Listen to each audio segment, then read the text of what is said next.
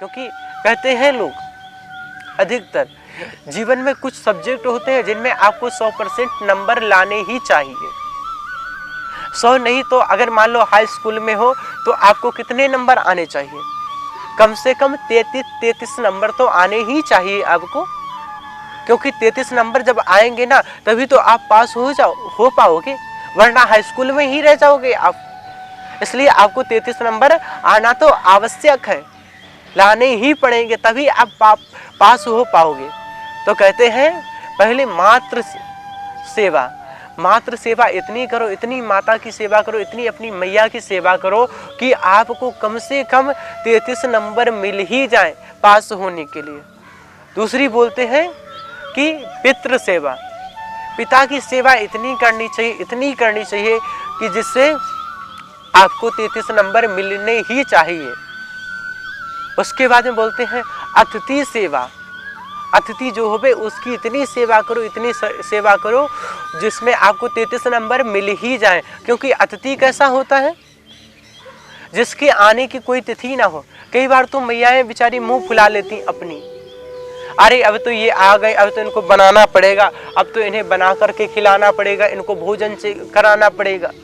अरे मैया आप तो अन्नपूर्णा कहलाती हो, अगर आप भोजन नहीं कराओगी तो फिर अन्नपूर्णा कैसे कहलाओगी? इसलिए आपको क्या करना है, जो भी अतिथि आए अतिथि की इतनी सेवा करो कि आपको 33 नंबर कम से कम मिल ही जाए। इतनी आपको सेवा अपने आप में करनी ही चाहिए। क्योंकि माता जो धरा थी ना, जो यशोदा मैया बनी है, वो पहले अगले जन्म में कौन थी? वो धरा थी, वो माता धरा। वो बेचारी ऐसी धरा थी कि एक बार की बात है, संत लोग आ गए द्वार पर। अब घर में कुटिया में कुछ खाने के लिए नहीं था। अब सोचिए अतिथि आए हुए संत आए हैं, अब इनकी सेवा तो करनी है। अब इनकी सेवा कैसे की जाए? अब घर में अनाज नहीं है खाने के लिए।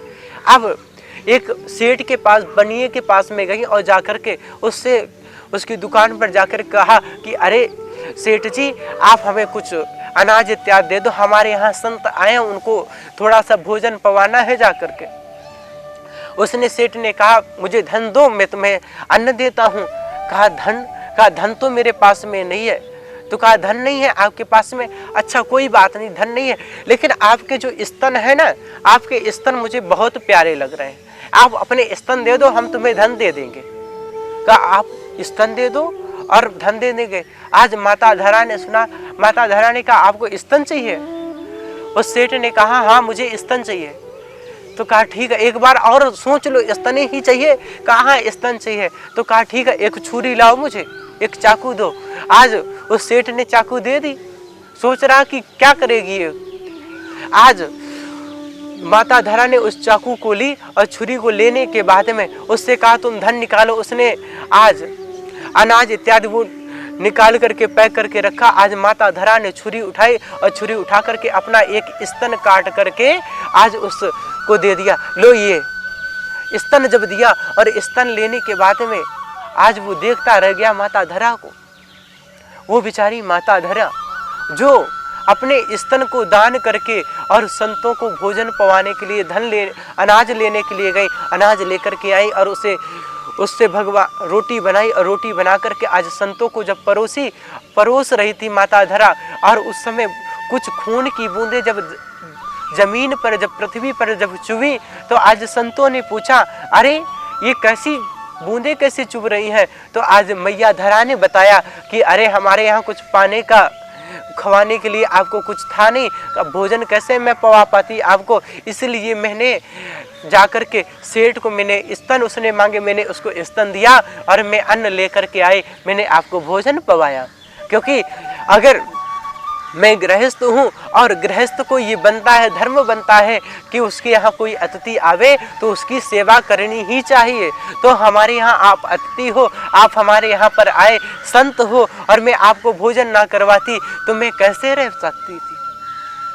आप ऐसे चले जाते, मुझे अच्छा नहीं लगता, इसलिए मैं अपना स्तन दान करके दे करके मैं आपके लिए मैंने भोजन की व्यवस्था की, आज भोजन करवाया। आज वहाँ पर वो संत एकदम प्रकट स्वयं भगवान का रूप धारण करके खड़े हो गए। उन्होंने कहा अरे मैं तो स्वयं भगवान हूँ, हे मैया धरा तुम तो आप परीक्षा में पास हुई हो और आप चिंता मत करो, आपने स्तन का दान किया है तो मैं स्वयं आपके यहाँ पर पुत्र बन करके आऊंगा और मैं स्वयं आपका स्तन पान करूंगा। आज इस प्रकार के माता धरा ने आज अपने अतिथि की सेवा की है, तो आप सभी लोग भी अतिथि की सेवा किया करो।